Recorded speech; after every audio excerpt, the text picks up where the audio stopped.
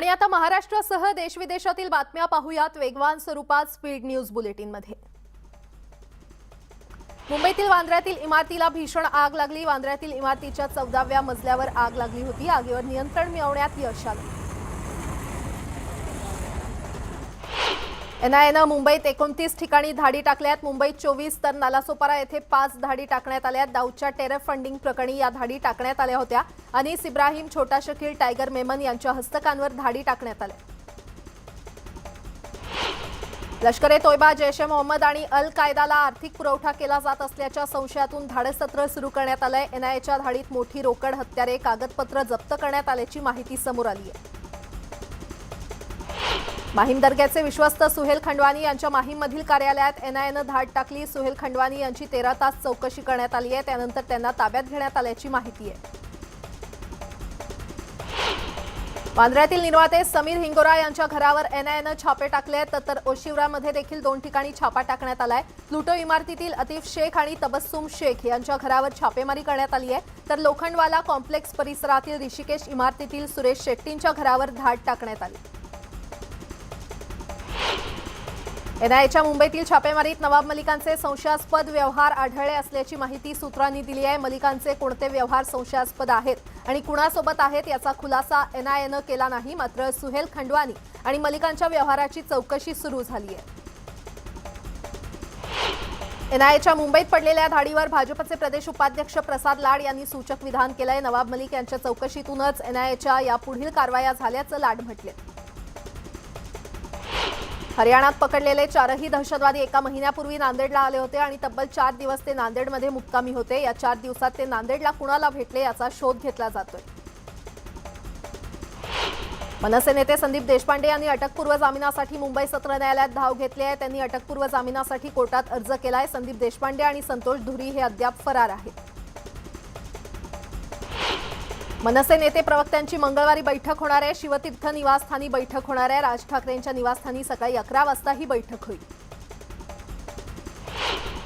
मनसे अध्यक्ष राज ठाकरेंच्या अयोध्या दौऱ्यावरून सुरू झालेलं महाभारत सुरूच आहे। राज ठाकरेंच्या अयोध्या दौऱ्याला भाजप खासदार ब्रिजभूषण शरण सिंग यांनी विरोध कायम ठेवलाय, तर उत्तर भारतीयांना अपमानित केल्याबद्दल माफी मागावी अशी भूमिका ब्रिजभूषण सिंग यांनी घेतली आहे। राज ठाकरेंविरोधात राजद्रोहाचा गुन्हा दाखल करण्याची याचिका मुंबई उच्च न्यायालयापुढे सादर करण्यात आली आहे। राज्यासह देशभरातील मशिदींवरील भोंग्यांवरून राज्य सरकारला थेट आव्हान दिल्याचा दावा या याचिकेत करण्यात आलाय। हेमंत पाटील यांनी ही याचिका केली आहे। खासदार नवनीत राणा यांची लोकसभा अध्यक्ष ओम बिर्लांची भेट घेऊन त्यांच्याशी चर्चा त्यांनी केली आहे। मुंबईत पोलिसांनी अटक केल्यानंतर अन्याय केल्याची तक्रार राणा यांनी ओम बिर्ला यांच्याकडे केली आहे। मुंबई पोलीस आयुक्तांची तक्रार देखील त्यांनी केली आहे। 23 तारखेला हक्कभंग समिती समोर बाजू मांडली जाणार आहे। नवनीत राणांचे एमआर मशीन जवळ फोटो काढल्यानं माजी महापौर किशोरी पेडणेकरांनी लीलावती हॉस्पिटल प्रशासनाला जाब विचारलाय। रुग्णालयात व्हिडिओ शूटिंग झालं कसं असा सवाल किशोरी पेडणेकर आणि मनीषा कायंदे यांनी विचारलाय।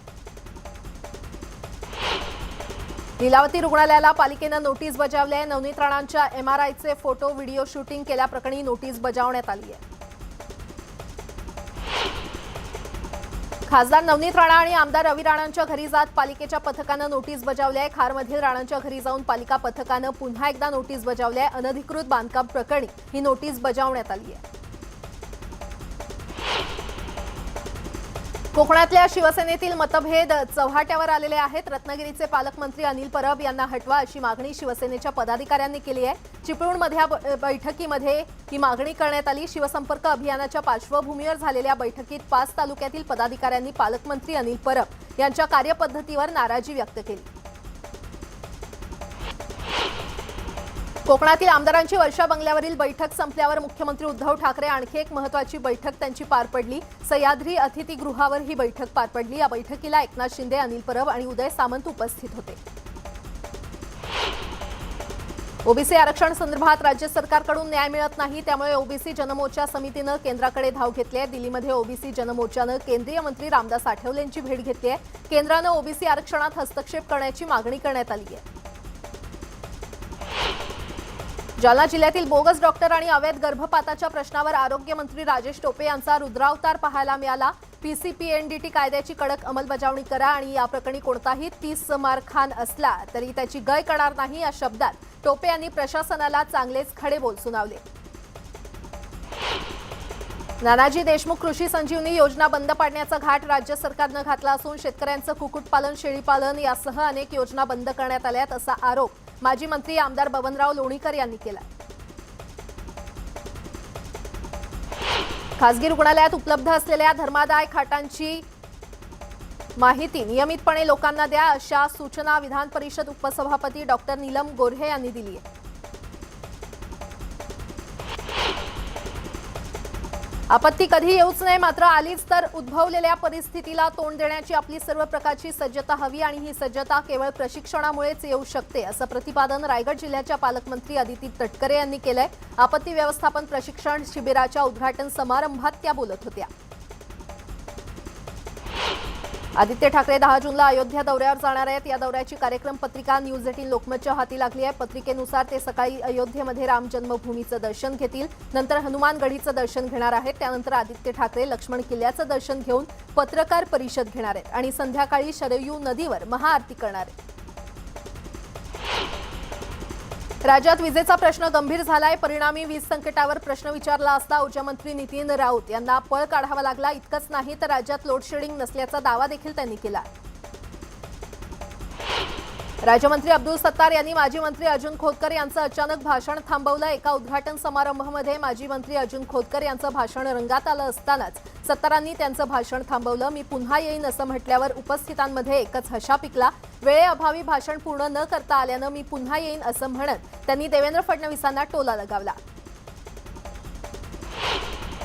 देशासह राज्यातील जनता महागाईनं त्रस्त आहे, मात्र अशा परिस्थितीत आमदार सदाभाऊ खोत यांनी समर्थन केलंय। कांदा डाळीच्या किमती वाढल्यास शेतकरी सुखी होईल, महागाईचा शेतकऱ्यांना फायदाच होईल असा अजब तर्क खोत यांनी मांडलाय।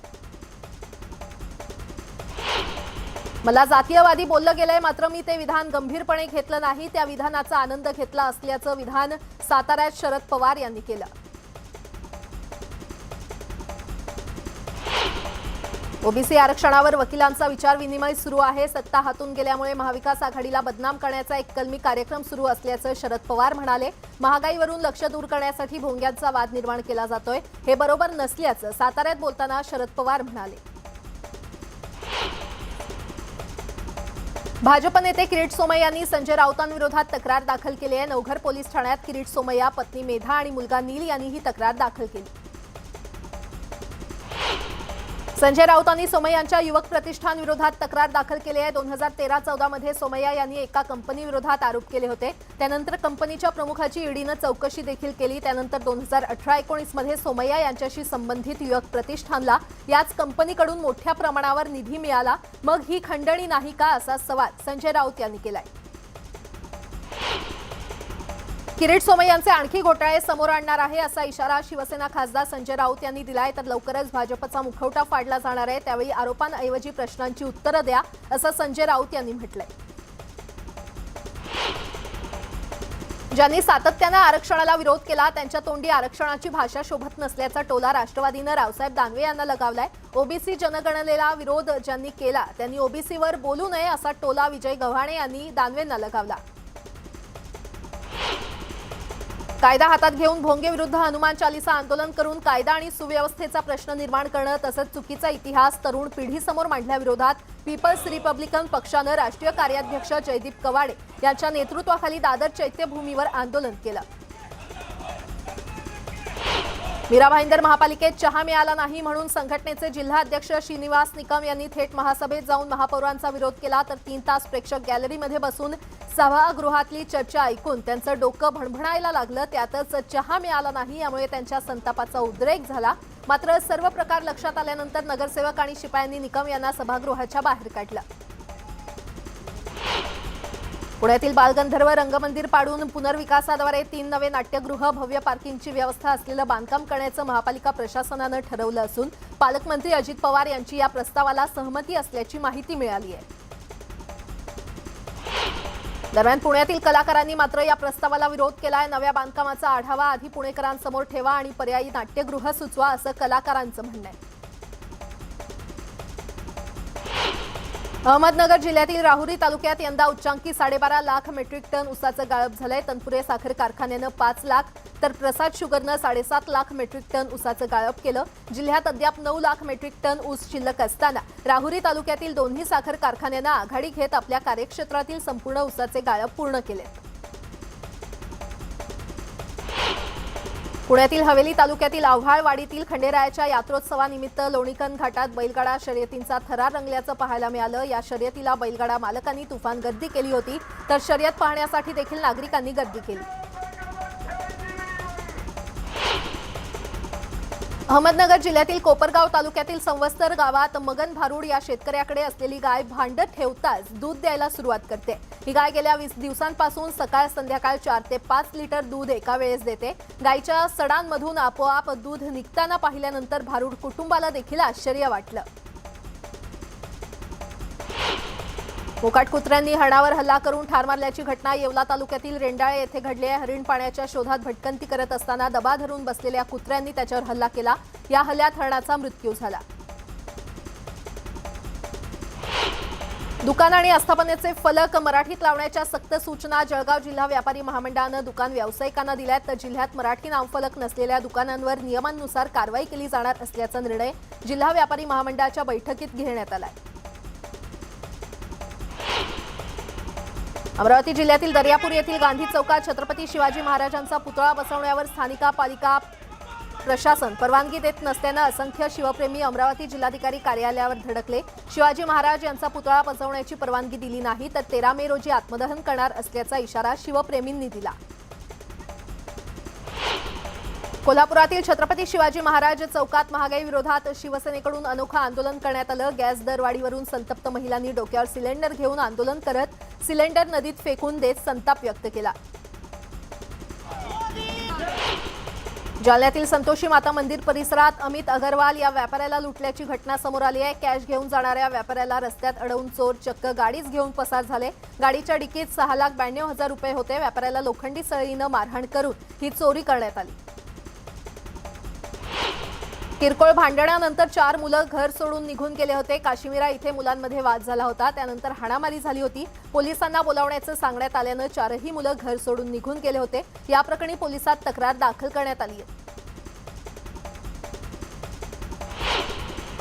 लातूरमधील उदगीर येथे चक्क पतीच्या जिवंतपणी प्रॉपर्टी हडपण्यासाठी पत्नीनं पतीचं मृत्यू प्रमाणपत्र काढल्याची घटना समोर आली आहे। यासाठी नगरपालिकेतून मृत्यू प्रमाणपत्र काढण्यासाठी मदत आणि शिफारस करणाऱ्या माजी नगरसेविका रेखा आपटे आणि तिचा पती ज्ञानेश्वर आपटे या दोघांना पोलिसांनी अटक केली आहे, तर इतर आरोपी अजूनही फरार आहेत। अहमदनगर जिल्ह्यातील श्रीरामपूर येथील ऋषिकेश गडाख याने वाढदिवस साजरा करताना तलवारीनं केक कापला। त्याचा केक कापतानाचा व्हिडिओ सोशल मीडियावर व्हायरल झाला होता। या प्रकरणी पोलिसांनी गुन्हा दाखल केलाय। तसंच ऋषिकेश गडाख आणि त्याचा मित्र प्रशांत भोसले यांना ताब्यात घेतलंय। भंडाऱ्यातील कांद्री येथील भवानी माता मंदिरात चोरी झाली। मंदिरात चोरट्यानं देवीचे 27,000 रुपयांचे सोन्याचे दागिने चोरले। ही संपूर्ण घटना सीसीटीव्हीमध्ये कैद झाली आहे। पोलिसांनी अज्ञात आरोपी विरोधात गुन्हा दाखल केला असून पोलीस आरोपीच्या शोधात आहेत।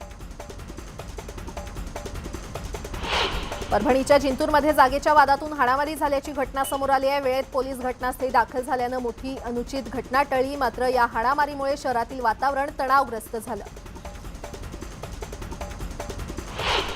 रोजगार हमी योजनेच्या नाला खोलीकरण कामावरील मजुरांवर झुडपात दडून बसलेल्या रानडुकरानं हल्ला केल्याची घटना भंडारा जिल्ह्याच्या मोहाडी तालुक्यातील हिवरा गावाजवळ घडली। यात 3 मजूर जखमी झाले आहेत। वन्य प्राण्यांचा असा अचानक हल्ला झाल्यामुळे मजुरांमध्ये भीतीचं वातावरण पसरलंय। सिल्वासा जवार मार्गावर चालतवड गावाजवळ जीपने पायी चालणाऱ्या 4 व्यक्तींना पाठीमागून धडक दिली। या अपघातात 12 वर्षीय मुलीचा जागीच मृत्यू झाला, तर इतर 3 जण गंभीर जखमी झालेत। जखमींवर जव्हार कुटीर रुग्णालयात उपचार सुरू आहेत, तर जीप चालक हा अपघात स्थळावरून फरार झाला असून पोलीस त्याचा शोध घेत आहेत। जळगाव जिल्ह्यातील यावल बस स्थानकातील बसवर भुसावळ रस्त्यावरील घोडेपीर बाबांच्या दर्गाजवळ अचानक चिंचेचं झाड कोसळलं। या चालक शालिक बारी यांनी प्रसंगावधान राखल्यानं सर्व प्रवासी वाचले, मात्र या अपघातात 13 प्रवासी जखमी झाले। दापोलीतील सावरकर चौकात दोन दुचाकींची समोरासमोर धडक झाली। यात दोन्ही दुचाकीस्वार गंभीर जखमी होते आणि यातील एकाचा उपचारादरम्यान दुर्दैवी मृत्यू झालाय।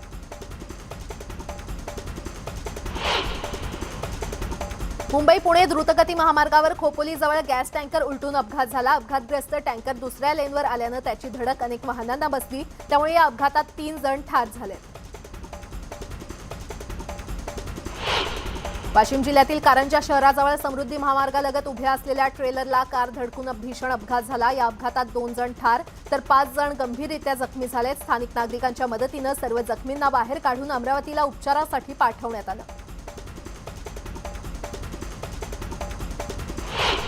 नंदुरबार जिल्ह्याचा पारा सोमवारी पुन्हा 44 अंशांच्या वर गेलाय। जिल्ह्यात 44.9 सेल्सिअस इतक्या तापमानाची नोंद झाली आहे। त्यामुळे उत्तर महाराष्ट्रात उष्णतेची लाट आणखीन 3 ते 4 दिवस अशीच राहणार आहे। दुपारच्या सत्रात उन्हाच्या तडाख्यामुळे उकाडा होऊन नागरिकांना असह्य होत असल्याचं चित्र दिसून येत आहे। परभणी जिल्ह्याच्या तापमानात मोठी वाढ झाली आहे। सोमवारी 43.6 अंश सेल्सिअस या उच्चांकी तापमानाची नोंद करण्यात आली आहे। तर पुढील काही दिवस उष्णतेची लाट कायम राहणार असल्याची माहिती हवामान खात्यानं दिली आहे। विदर्भात उष्णतेची लाट कायम आहे। 12 मे पर्यंत विदर्भात उष्णतेच्या लाटेची स्थिती राहणार असल्याचा अंदाज हवामान विभागानं वर्तवला आहे। तर विदर्भ आणि मराठवाड्यापाठोपाठ आता मध्य महाराष्ट्रात देखील अनेक भागात तापमानात वाढ झाली आहे।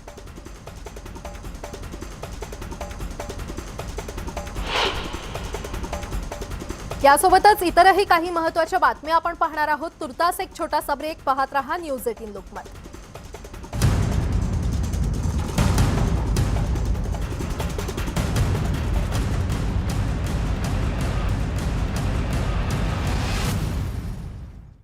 ब्रेक नंतर आपलं पुन्हा एकदा स्वागत आणि आता उर्वरित बातम्या पाहूयात वेगवान स्वरूपात। आग्रा येथील ताजमहालवरून वाद सुरू आहे। ताजमहाल प्रकरण आता न्यायालयात देखील पोहोचलंय। मात्र ताजमहाल हा ताजमहालच राहू द्यावा आणि त्यात कोणतीही छेडछाड होऊ नये असं ताजमहाल पाहण्यासाठी येणाऱ्या पर्यटकांचं मत आहे। भारतीय पालकांचा सरकारी शाळांवर विश्वास नसल्याचं समोर आलंय। पालकांनी खासगी शाळांवर विश्वास दाखवला, त्यामुळे देशभरातील 51,000 सरकारी शाळा बंद झाल्यात। शालेय शिक्षण विभागाच्या प्लसच्या अहवालावरून ही माहिती समोर आली आहे। भुवनेश्वरमधील गंजम जिल्ह्यातील सोनपूर जवळ 10 मच्छीमार समुद्रात अडकले होते। मच्छीमार 9 तासांपासून समुद्रात अडकले होते। त्यानंतर हेलिकॉप्टरच्या मदतीनं मच्छीमारांची खोल समुद्रात सुटका करण्यात आली आहे। अस्नी चक्रीवादळामुळे मान्सून अंदमानात 17 मे रोजी तर केरळमध्ये 28 मे पर्यंत दाखल होण्याचा अंदाज आहे। वादळ शमल्यावर कमी दाबाचं क्षेत्र बंगालच्या उपसागरात तयार होईल। यामुळे यंदा मान्सून 13 दिवस आधीच दाखल होण्याची शक्यता वर्तवण्यात आली आहे। हिमाचल प्रदेश विधानसभा क्षेत्रात खलिस्तानी झेंडे लावल्यानंतर हिमाचल सरकारनं हाय अलर्ट जाहीर केलाय। हिमाचल पोलिसांनी राज्याची सीमा सील केली आहे, तसंच सर्वांची कसून चौकशी सुरू करण्यात आली आहे। केंद्र सरकार देशद्रोहाच्या कायद्याच्या वैधतेवर पुनर्विचार करणार आहे, त्यामुळे न्यायालयानं त्याची वैधता तपासण्यात आपला वेळ घालवू नये, सरकारच्या भूमिकेची वाट पाहावी असं शपथपत्र सुप्रीम कोर्टात केंद्र सरकारनं दाखल केलंय। दिल्लीच्या शाहीन बागेत अनधिकृत बांधकामावर कारवाई करण्यात येते, मात्र प्रशासनाच्या कारवाईला नागरिकांनी विरोध केलाय। कारवाईला विरोध करणाऱ्या महिलांना पोलिसांनी ताब्यात घेतलं। परिसरात मोठ्या प्रमाणात पोलीस बंदोबस्त तैनात करण्यात आलाय।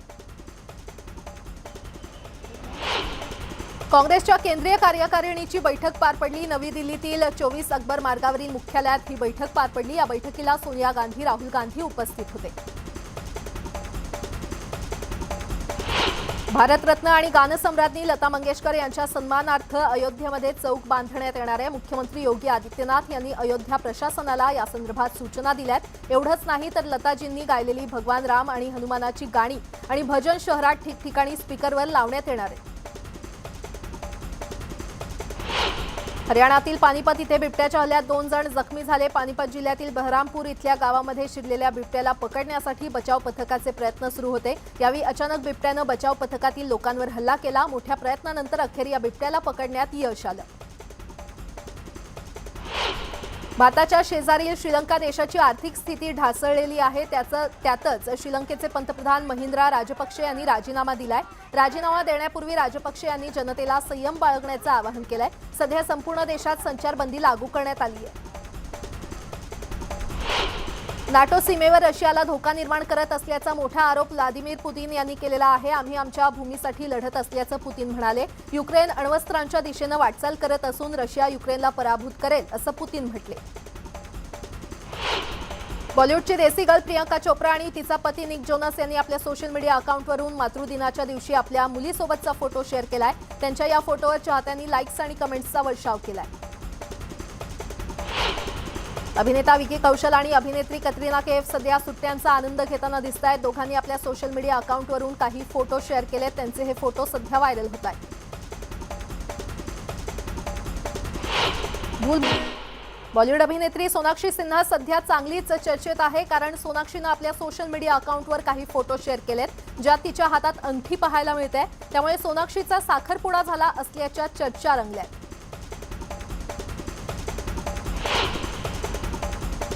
दाक्षिणात्य अभिनेता विजय देवरकोंडानं आपला 31वा वाढदिवस साजरा केलाय. विजयनं वाढदिवसानिमित्त त्याच्या आगामी लायगर या सिनेमाचं पोस्टर चाहत्यांसोबत शेअर केलंय.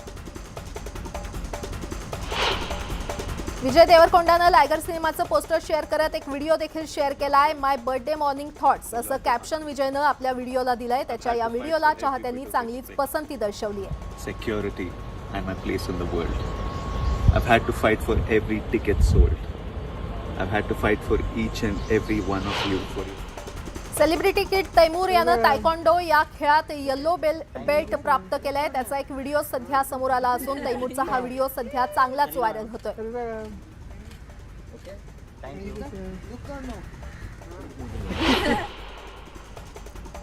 या बातम्यांसह बुलेटिनमध्ये वेळ झाली इथेच थांबण्याची. मात्र ताज्या घडामोडींसाठी पाहत रहा न्यूज 18 लोकमत.